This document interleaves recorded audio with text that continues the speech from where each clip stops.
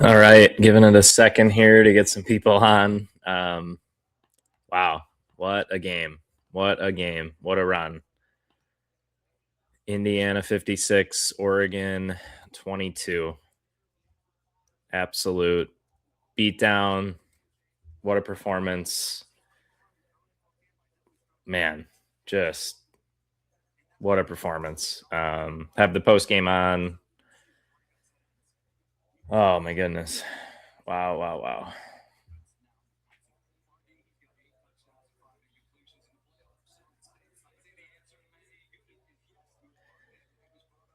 Wow, wow, wow.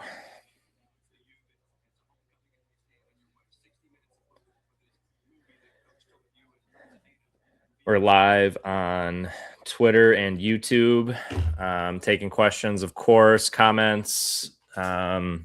Indiana's going to the to the national championship game. Started early. Opening kickoff, Byron Baldwin laid a hammer on that return.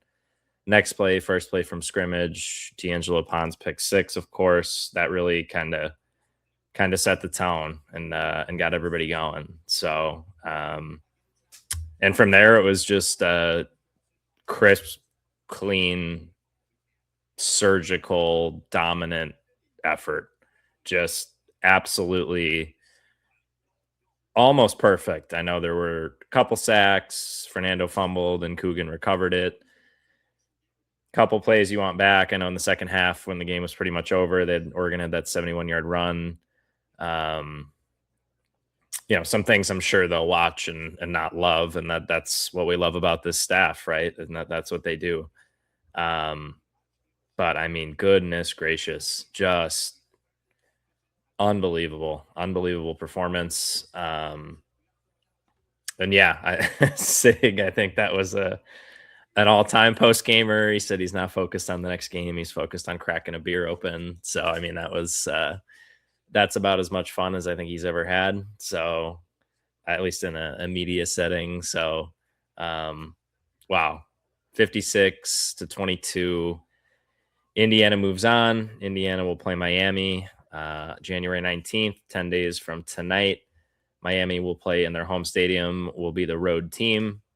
Right now, it looks like Indiana is about a touchdown favorite. I think that's probably where the line will end up. Indiana was like a 3.5 point favorite for tonight's game. So I'm sure we had a lot of happy Hoosiers with some money in their accounts after tonight. But goodness, just an absolutely unbelievable performance. Yep, Catherine, incredible times for living in. Yeah. Yeah, they just showed on ESPN, opened 7.5 point favorites opening line. That's a lot in a national championship game. So that'll be interesting to see how that kind of goes over the next week and change here. But man, oh man, oh man. Game on TV was incredible, the atmosphere. So I'm sure a lot of people watching this right now are watching at home like I was. But it looked just crazy on TV, crazy fun. I was in Pasadena. I thought that was an IU takeover, and then all the texts and everything I was getting during the game tonight, it seemed like we really kind of upped it in Atlanta tonight. So again, taking questions, taking comments. That's the most fun way to do this. So a couple stats I can kind of read off. I think you start with Fernando. He was, I mean, perfect. He's been perfect through 2 playoff games so far. Bottom of the screen there, you'll see 17-20, 177, 5 touchdowns. He ran the ball pretty well too, and he needed. Doesn't ever look pretty. Kind of looks like a deer on ice, but I think he's faster and more athletic than he probably gets credit for. And that's big. He can extend plays when we've needed it. He did it against Alabama as well.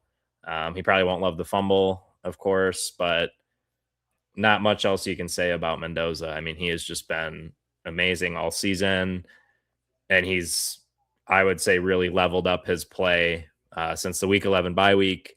Then Purdue, Ohio State, Bama, and obviously Oregon tonight. He's been improving, which it's crazy to say that he could do that after winning the Heisman Trophy, but that's what you want. Big time players make big time plays in big time games, and that's what he's been doing, and that's what everybody's been doing. So underrated favorite part of the night now is we're getting the Indiana's cheating stuff on Twitter. So we're beating teams down so bad that the only explanation, of course, is we know everybody's plays and what they're running and what's going on. So that's always fun. So um, yeah, I have the post game on ESPN. Sig looks like he's going back to the locker room now. Fernando's on the field. Yeah, IU moves to 26-2 now with Sig as head coach, which is insane. He is undefeated at home or in neutral sites. Unbelievable. Just unbelievable. So there's going to be a ton of post-game content. I can't wait to watch the press conferences. We'll have coverage for that, of course, notes and quotes and stats. We're working on a Daniel Ndukwe story. He was phenomenal tonight. His second career start, fourth string DN coming into the season, has really stepped up with Kellen Wyatt and Stephen Daly being out for the year now. Mikhail is in and out of the game. Looked like he was cramping. That's kind of what we're hearing. So I don't think anything that will affect the game on next Monday. So yeah, I mean, I don't know. I don't know what to say. So again, comments, please. Questions, comments. Would much rather take those. Yeah, hopefully Coach Sig gets. I think he drinks Coors Light, is what he said before. But yeah, that clip at the end of the game was hilarious when he said he's not focused on the next game. He's focused on cracking open a beer. So I got my my Sig koozie and my beer cracked with him. So, gosh, I mean, just phenomenal, man. Just phenomenal. Unbelievable. I've gotten more texts today than I think I'll probably get in my life for for anything, which is probably good and bad. But what a fun time. Just what a fun time.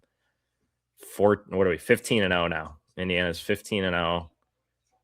One game where they're going to be a touchdown favorite in the national championship to go 16-0 and be in the conversation for all-time great runs. So obviously there's a ton of work to do and a whole nother game that's going to be really tough and really physical. Certainly, I think everybody knows that Miami's a good team that's playing their best football right now that they have all season. Their offense looked better than I thought they were going to against Ole Miss, and their defense, obviously, both of their lines, I think that's where they really stand out. Their offensive defensive lines. So we'll have tons of coverage on that, of course. But tonight, I think it's about just enjoying this one. Man, I didn't really sleep last night. I was pretty fired up and pretty excited. But gosh, that was just what a performance! What a performance! What a performance! Yeah, I thought defense played great, which they have all year. Those long runs at the end, they are what they are. So opportunistic, +3 in the turnover game. That's what they've done all season. Fourth down stop in the second half, the punt block, scored on defense. Just awesome. Didn't really need Nico. Mitch McCarthy had a nice game punting the ball when he was needed.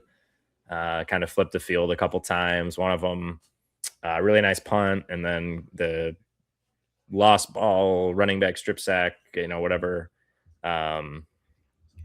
you want to call that, was set up with the short field because of McCarthy there. So he was great too. Yeah, Nico perfect on extra points. Oregon missed their field goals, 56-yarders. So I mean, not a ton you can do there. Came up short, but it was right down the pipe. So, man, oh man, crazy. Yeah, please drop questions, comments in. Looks like they're starting to roll in. Zach, yeah, Natty tickets. I was looking kind of during halftime. I booked a flight during halftime. So now I got to work on a tickets. If anybody wants to give me $5 or has an in on tickets, let me know. Yeah, it looks like right now the get-in's about $4,000. I would say there are a limited number of tickets right now on the market. So I don't think Miami has put there. I saw something they put out today. Um, they put their ticket allotment out today. I'm sure IU will do the same early in the week, so more tickets will hit the market. But yeah, I'm expecting it to be a crazy get in price. So TJ, welcome in. I don't know. What do you got? Okay, I'm in. I can hear you now. I can hear you. Nick, what's going on? Can you hear me? We're up to about 200 people. Yeah, keep the questions coming, comments coming. Indiana 56, Oregon 22. I don't know if that drops thing has any more belts now to auction off, but they might need to get on that. But I mean, goodness gracious, Indiana will play for national championship. TJ, what did you think of that game? Hard to pick a couple things to focus on, but if you had to pick, what would you say? I mean, numbers can be misleading, right? Can't hear you, with. unfortunately. I don't know if it's Okay. just me. Can anybody hear me? Let's see. Are we good now? Can you hear me? I think so. Yes. Anybody? Anybody hear me?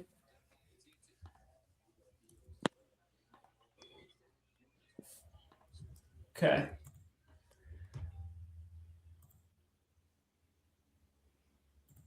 Alex, can you hear me? No? All right.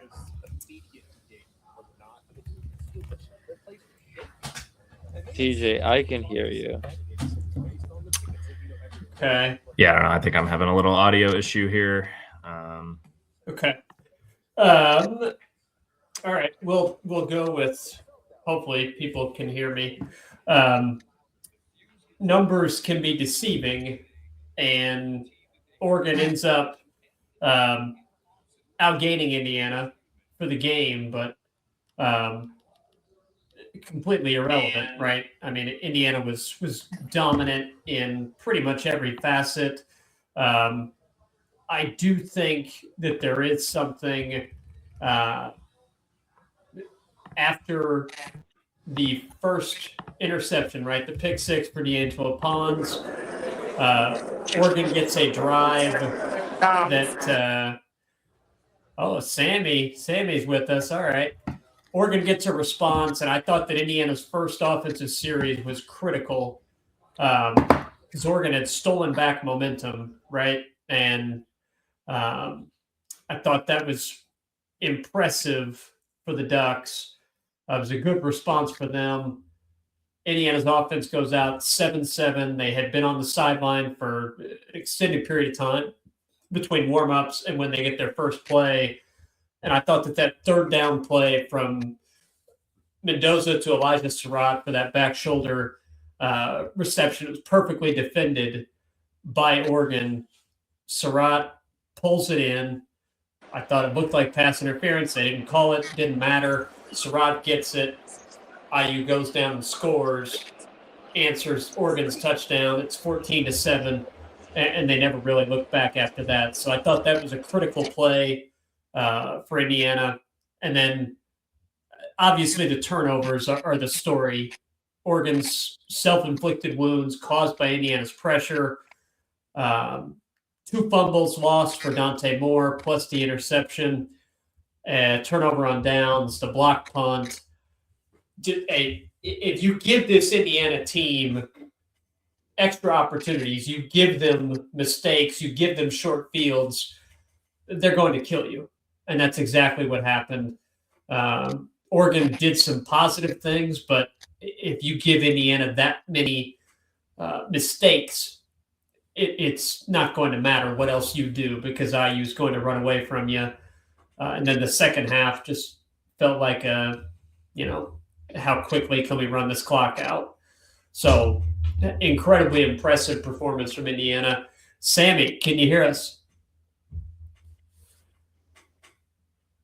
You're muted, Sammy. Sammy is muted.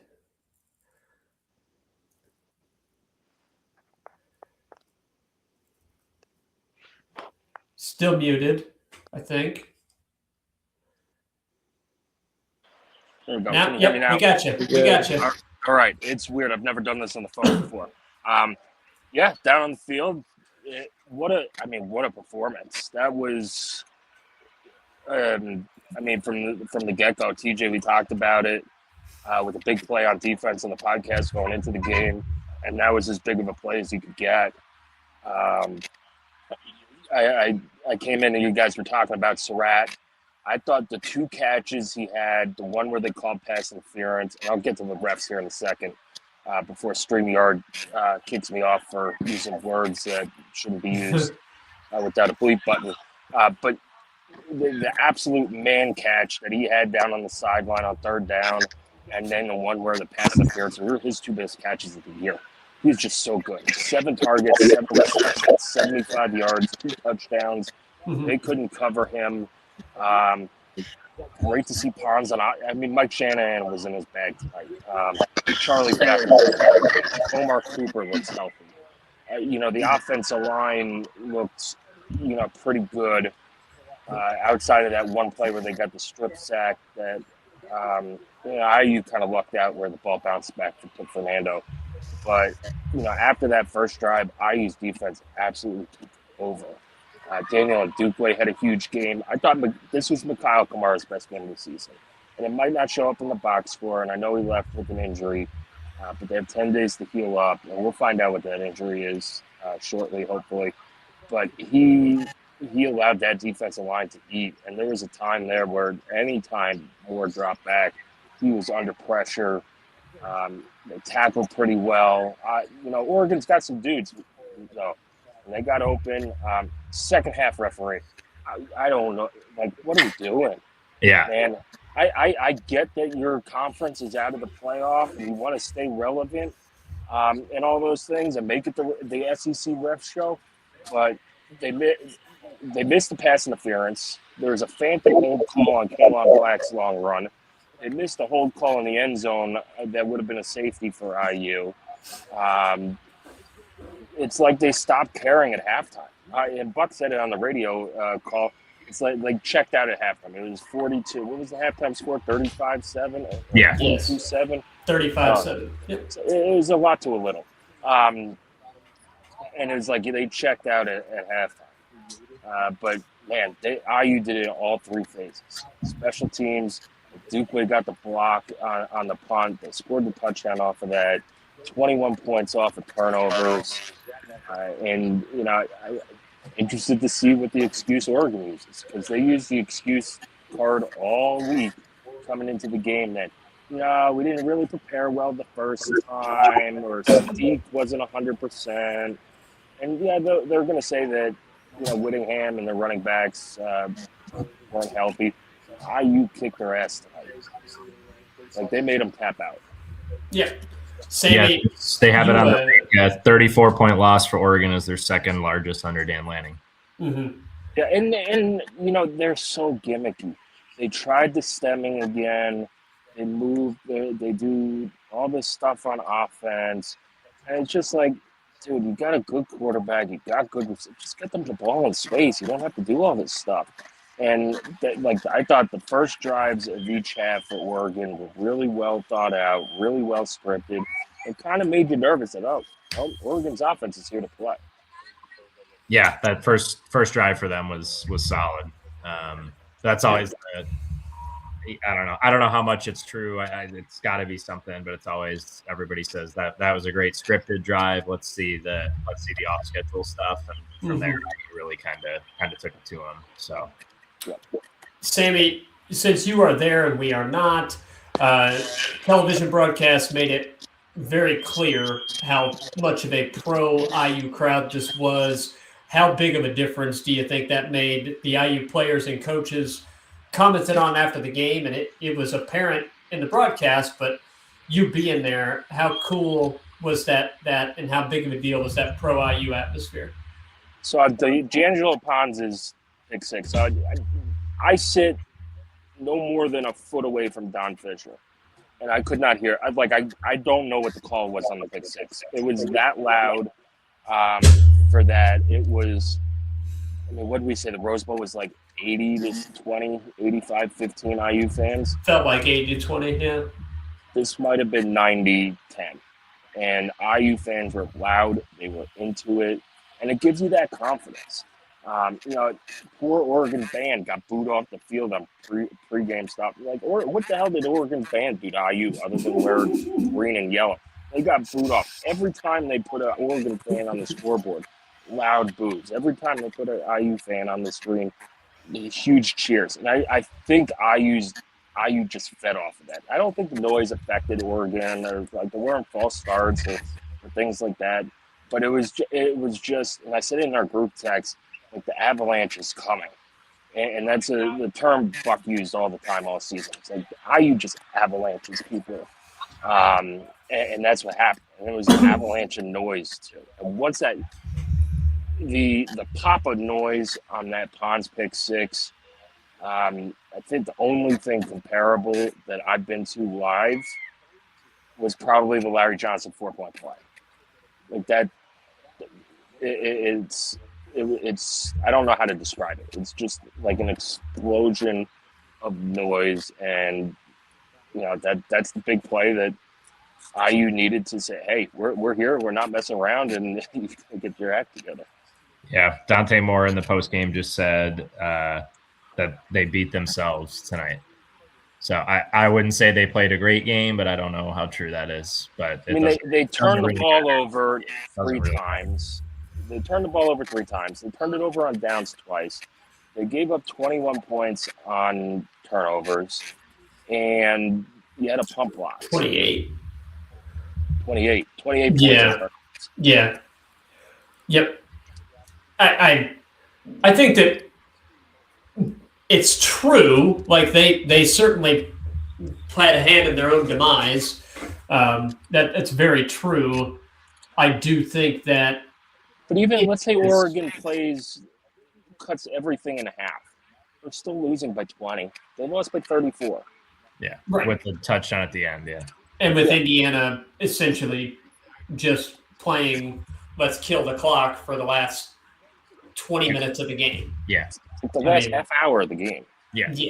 Yeah. So Oregon had a hand in their own demise, as I kind of said in my opening ramble. If you give this Indiana team win, they take a mile, right? I mean, it is you give them anything. Yes, they're like a 4-year-old. A blown pass, a missed block. Indiana makes you pay. Yes, and they did that consistently against Oregon, just as they've done it consistently against everybody they played. I think as we kind of peek ahead to the national championship game against Miami, not to preview that right now because we don't need to do that, but if Miami makes the same mistake that they did against Ole Miss, the same fate will occur to them that happened to Oregon. Yeah, Indiana's like a 5-year-old. If you're going to give them an inch and give them one piece of candy, they're going to take the whole damn candy bar.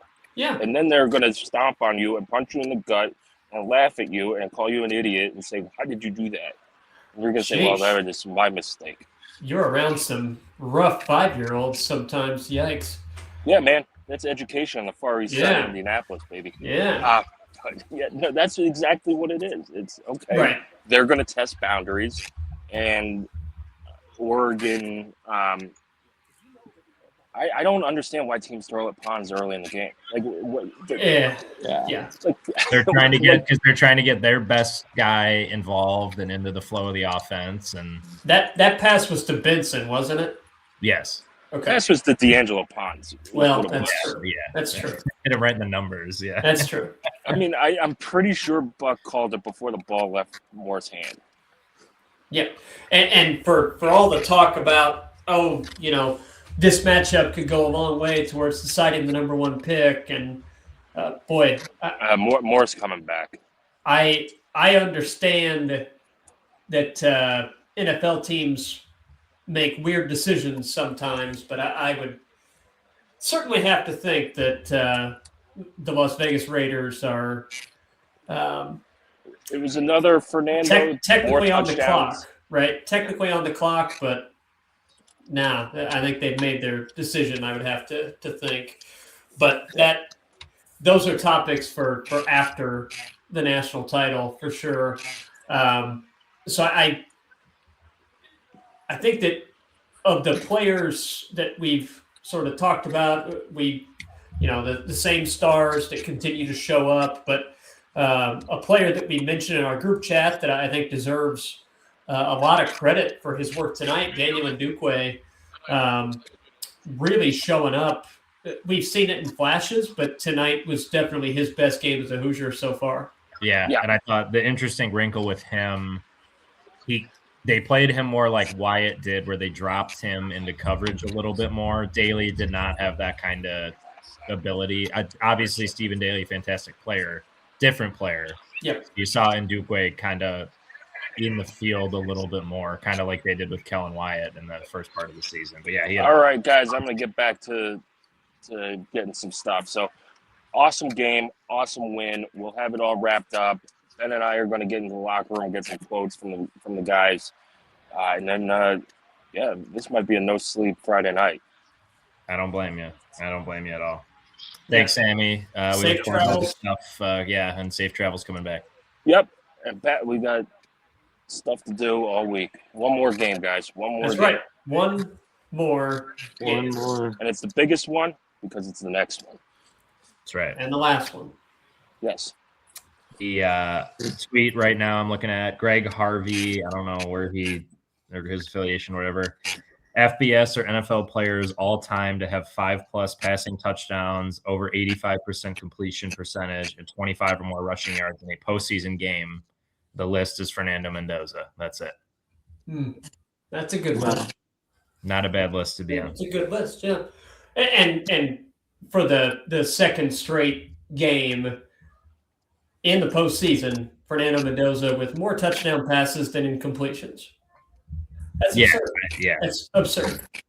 I talked about it before you guys hopped on, but yeah, it's remarkable to think that he has elevated his level of play. I would say from the week 11 bye week, Purdue, whatever game. And that's right. I thought he played pretty well in the Big Ten championship game, phenomenal against Alabama, even better tonight. Mm-hmm. That's what you want. You want big time players making big time plays in big time games, and he's certainly doing that. Just hyper efficient. There was no rust like tonight. The first drive of the Alabama game, 2 sacks, looked a little out of sorts. The third down, back shoulder to Surratt, that was a filthy catch to move the chains on that first drive for IU. They were dialed in. That out route he threw opposite hash to Becker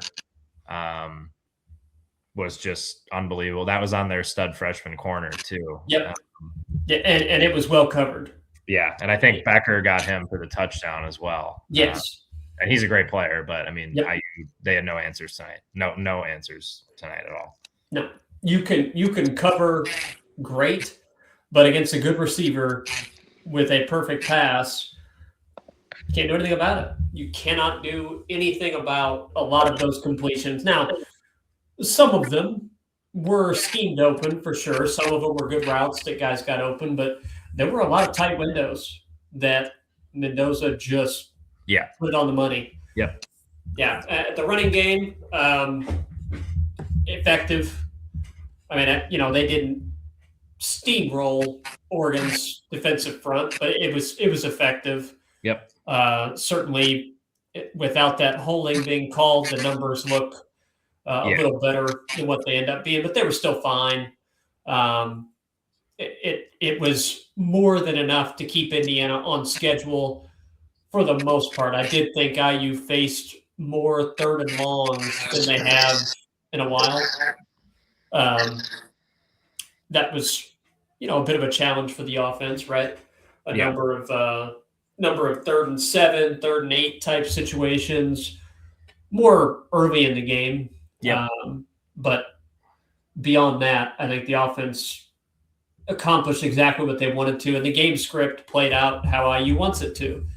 Get a lead, run the ball, open up the pass, take a shot when you want to, and just beat them down until they quit. Yep, which happened again tonight. Yep. Yeah. Credit to Oregon for, I guess, they continued to fight a little bit on offense and sling the ball around a little bit, but whatever. Yeah. I mean, tweet here: Mendoza in the playoffs so far, 31 of 36, which is 86.1%, 369 yards, 8 touchdowns, obviously no interceptions. Yeah. And it can't be any better than that. Like you can't. And it's been work that's been done in the first half of games. Yeah. By and large. Yeah. I mean, we'll say the first 2.5 quarters of each game. Yeah. And then mainly just being relegated to hand it off. Just hopefully we get to see a similar story in Miami against Miami. I think Sammy mentioned it. Surratt was awesome. Yep. I thought it was cool that, just as a kind of coincidence, it's been such a team effort, and there's been so much talk about how connected this group is, that the touchdowns were spread out. Yep. You had Surratt, Cooper, Becker, EJ Williams each get one. Yeah. That's cool. Like Nowakowski didn't get one, and Roman Himby didn't get one, but hey, that happens. But yeah, EJ Williams, he's been able to give himself a full healthy season. Hangs in there, gets passed by Becker, but still stays engaged and gets that touchdown. That's awesome. And if IU has to rely on him, he can make plays. Yeah. It's Kaylon Black continues to do what he does, runs really hard, violent runner. It just looks like he would be an absolute nightmare to try to tackle. The offensive line, Sammy mentioned it. They were good. A couple of instances of getting beat. I think it was. I'll have to go back and look at who got beat on that forced fumble that lost 20 yards. I know Roman Himby missed the block, but the Benson got a hand on him. Fernando dropped really, really deep into that pocket, so I'm sure that's one they'll look at. But I didn't think Benson blew that one, honestly, and he was at least aware and got the ball back. But yeah, looking at that, at least from my eyes, obviously is a nobody X's and O's guy, and certainly not an offensive line guy. Benson pushed him wide, and Fernando was almost 10 yards deep in that pocket. So it was a deep one, but yeah. But overall, perfectly fine day for the offensive line. I thought they were probably more dominant against Alabama, but that's nitpicking. They were perfectly good tonight. Yep. Nothing to. It was interesting from a just personnel standpoint, right? That Khalil Benson back in the starting lineup, that starting 5 at right tackle with Ajani not. Yep. So sort of a flip back to regular season versus what it was in the Rose Bowl. I don't know what to make of that. And who knows what it's going to look like for the title game. Both have proven to be capable. I know that Benson has his detractors for occasional false start penalties or occasional. He had one that was so nitpicky, but I guess I'm not gonna. Boy, I didn't. They show the replay, and I don't know. I don't know what's a false start and what is just somebody in a stance, slightly moving their head. I don't know, but I think the only thing from an offensive standpoint that I kind of shook my head at was late in the game. Fernando Mendoza keeping the ball near the goal line, trying to run it in. I just do not want to see him run the ball when they are ahead like that late in the game. I just, if you want to run a keeper on a zone read play, fine. Have Alberto in the game. I mean, geez. But yeah, I didn't love. That's my biggest gripe with Sig, which I guess if you're going to be beating the crap out of everybody so bad, you want your starters to come out. It's a good problem to have, but yeah, he leaves them in way too long for my liking. But I don't know. They clearly know what they're doing, but it seems like everybody kind of like. I think Mikhail was cramping. Hopefully, that's what he was doing. I saw him walking around at the end there and celebrating. Who knows? Like he was cramping. Amari Farrell got hurt on the opening kickoff. Right. He had a knee like brace or sleeve on for the rest of the game. Mm-hmm. He was another one. He was like he was in the game with 30 seconds left and he was trying to sub himself out. So I like stuff like that. I don't get it or love it. Looked like there was linebacker rotation pretty early. We saw Turby, we saw Caden Turner. Yep. Looked like that started, some defensive line rotation, but the secondary, I mean, not much rotation there. Jaja Boyd got in the game, but it was fairly late. And like Farrell and Lewis Moore, they were in there right till the end. So, it's not probably something I would do, but I would probably do a million things wrong and go 0-12 and get fired. But I'd like the buyout. Yeah. Yeah. Yeah, that'd be good. That's not bad at all. No. No. Yeah, we'll take a couple more minutes here. Again, we'll have a ton more stuff. So again, questions, comments. We'd much rather talk about those and just blab. TJ and I do that enough together. So yeah, I'm just watching the post game stuff. It's insane. Yeah, Indiana has not trailed in the college football playoff yet, so that's obviously what you want. You want to get off to good starts, and hard to get off to a better start than they did tonight. So that obviously would be a key heading into the Natty. We've also seen them come down from behind though, so it's not the end all be all, but obviously you want to start with the lead and hopefully hold it. But yeah, it's gonna be an awesome game. That opening line 7.5.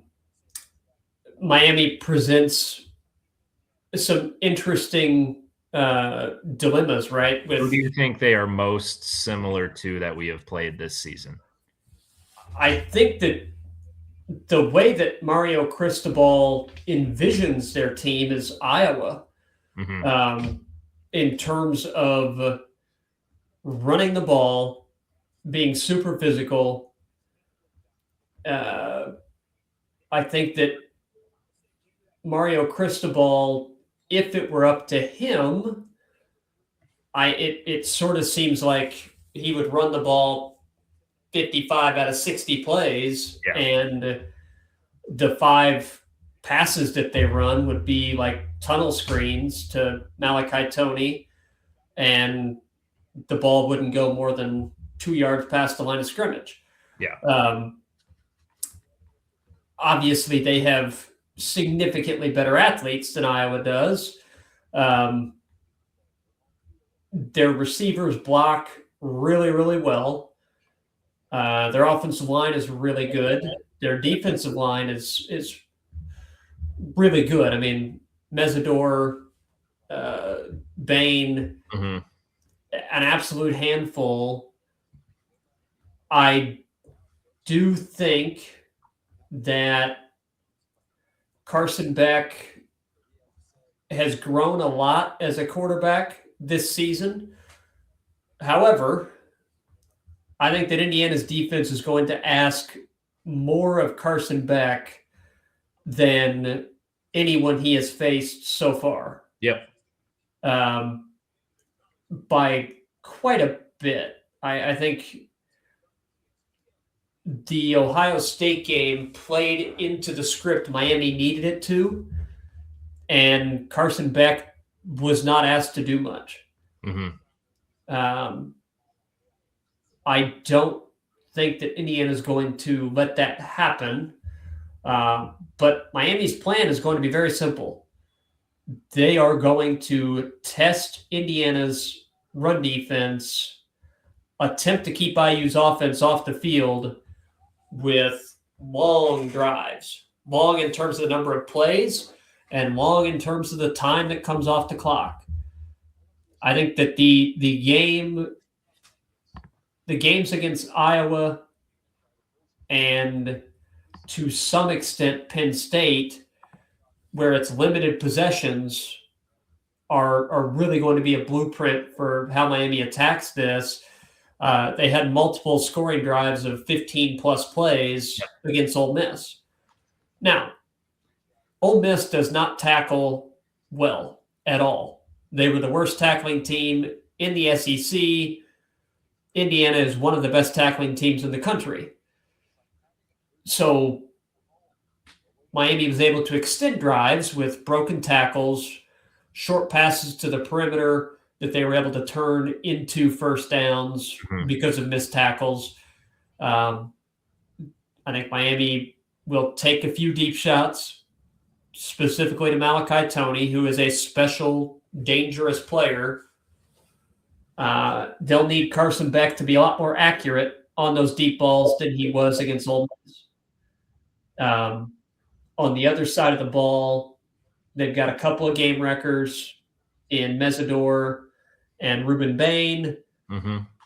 I think that their secondary can be had.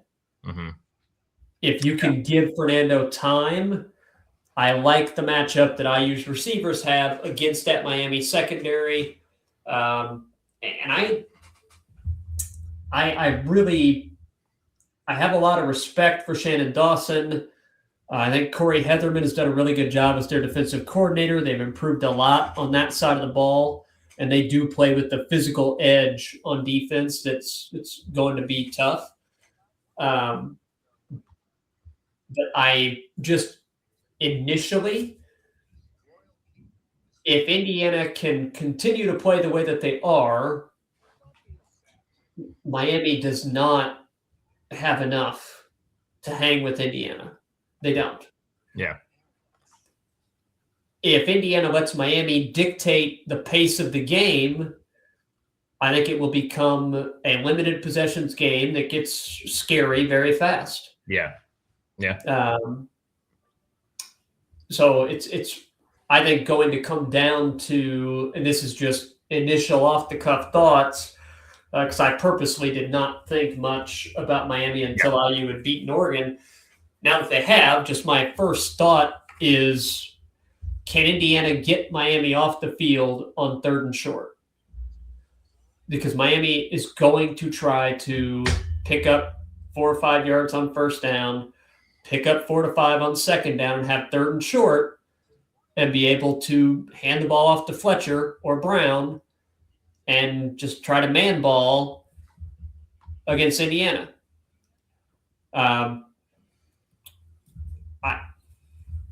Nobody's been able to successfully do that against Indiana so far this year. IU's run defense is very good, and they've been more physical than everybody they've played.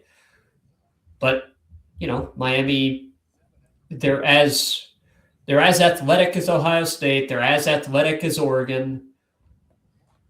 It will be, another very difficult test, and obviously it's at their home field. How much is that going to matter? No idea. I have no clue. Crowd-wise, Indiana's going to be right there. Yeah. I know it's in their backyard. IU's going to have equal or more fans. There are a ton of South Florida Hoosiers, and there's a lot of Atlanta-based. Obviously, it was a huge travel crowd. Yeah. But there are a lot of Southeast-based Hoosiers as well. Yes. Particularly Atlanta. So I know that's a drivable, obviously, destination. They'll have, both schools will get their allocation, and Indiana will quickly sell out theirs. I assume Miami would sell out theirs. Yeah. And then you've got another 25,000 or so that are up for grabs for whatever number goes to the various corporate, corporate people that are going to get tickets and all of that. Whatever's out there on the open market, IU's going to be equal to or more than Miami, even though it's right there in their backyard. So that part is not going to matter. So does the stadium itself, the familiarity with it, does the field itself, the familiarity, does that matter?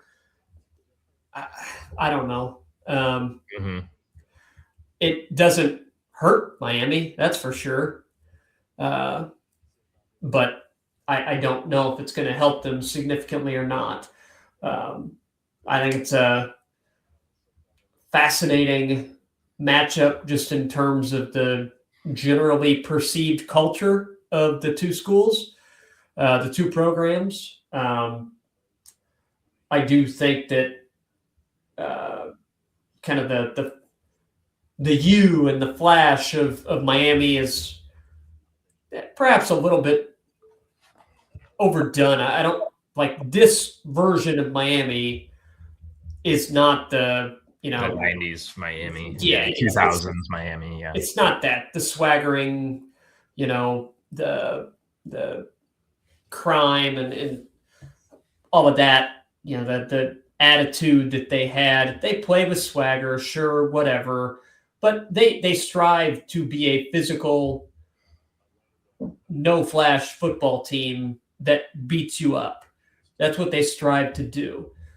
Now, just at a base level, I have a hard time thinking that a team that lost to SMU and a team that lost to Louisville and finished third in the ACC and is Mario Cristobal going against Kurt Signetti, I have a hard time thinking that that's going to turn out poorly for Indiana. There's a lot more to the game than just that. I get it. And those two losses came at a time that Miami was not playing the way that they are now. I understand that, but Indiana's clicking on all cylinders right now. Right. And they've got one game to win a national title and finish 16-0 and be one of the greatest teams in college football history. That's not hyperbole at this point, right? Yep, so, literally. Yeah, the stat is there's been one team in the history of college football that's gone 16-0. It was Yale in 1894. I remember them. Yeah, they were great. Good. They had a vicious passing attack, I'm sure. Yeah, Fitz McGee and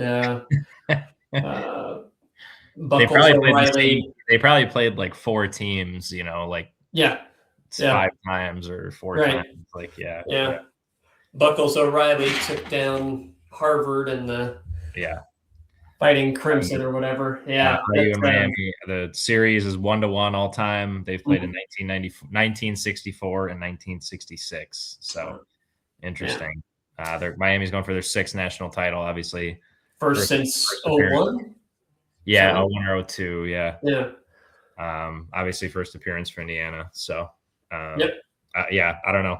We'll wrap up here, TJ. I guess if you have to sum up thoughts on just tonight. So not the season, not the run, not next, but just tonight. Where do you start? Where do you end? So I start with the eruption that was heard. Like we knew it was a pro IU crowd, and then the eruption you heard with that D'Angelo Pons pick six. And then I knew Indiana was in really good shape with their first offensive drive when they answered Oregon's counterpunch with a punch of their own to take that 14-7 lead. But I think that tonight was such a good illustration of how sound IU is in all three phases. Yeah. The offense made plays, but they took advantage of what the defense opened up for them with those turnovers. And then once Indiana has Oregon down and they're beating them, they add a special teams play with that blocked punt. After, by the way, a missed field goal by Oregon, granted, 50-plus yarder, okay. But a missed field goal by Oregon. Indiana had a couple of nice punts from Mitch McCarthy, right? A guy that rarely gets called upon he comes up with 2 nice punts and good coverage by Indiana's coverage unit. So every single element of it was sound for Indiana, which is just a continuation of what we've seen all season. They've answered the bell every single time. And we heard a lot about how tough it is to beat a really good team twice. And that's all true, right? It's all true. But IU continues to make things that aren't supposed to look easy look really easy. And they're not. They're, like, beating Oregon like that is not easy. Yeah. That doesn't happen to a team as talented as Oregon. It doesn't happen to a team as talented as Alabama. But IU keeps doing it. They keep resetting what we think is possible. And every single game watching these guys is such a joy. Yeah, no question. I think that's perfect. I don't really have anything to add. Just unbelievable night. Unbelievable performance. Sammy is at the press conferences, like he said. We'll have a ton of stuff coming to the site tonight, and then throughout the week. Of course, we'll have you guys all covered. Plugs here, free at the bottom. So we have our forums community has been awesome. So that's free. So you can make an account, hop in there. There's a bajillion threads talking about the game tonight. There'll be a bajillion threads talking about obviously the game on Monday. More transfer portal stuff. The Army All-American Bowl is tomorrow. I think we're expecting IU to get at least 2 commits, maybe 3 of some kind of 4-star guys. So definitely notable. And yeah, so again, free to make a forum account, and then paid accounts, $3 a month. You'll get access to, more in-depth breakdowns, recruiting scoops, things like that. So yeah, we've got a basketball game to cover in less than 12 hours. Yeah, it's favored against a ranked Nebraska team, which is cool. So that'll be interesting to see that. But yeah, hope they play well. I thought put a good performance on the court against Maryland. But yeah, not really top of my mind right now, but we'll have that as well for everybody. Yeah. So again, also basketball forums if you want to talk hoops, tons of stuff in there as well. But yeah, we'll have you guys covered as we head into the national championship game on January 19th for your number 1 15-0 Indiana Hoosiers. That'll be a touchdown favorite. That's right. 7.5 points was, I think, the opening line. So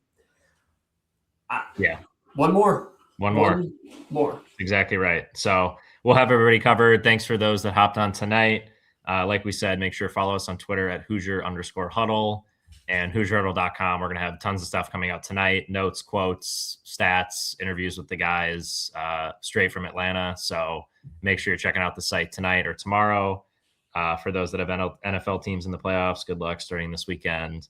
But again, make sure to come back to the site and we'll have you covered. So TJ, thanks for hopping on. Thanks, everybody. And we'll talk to you soon. Yep. Night, everybody.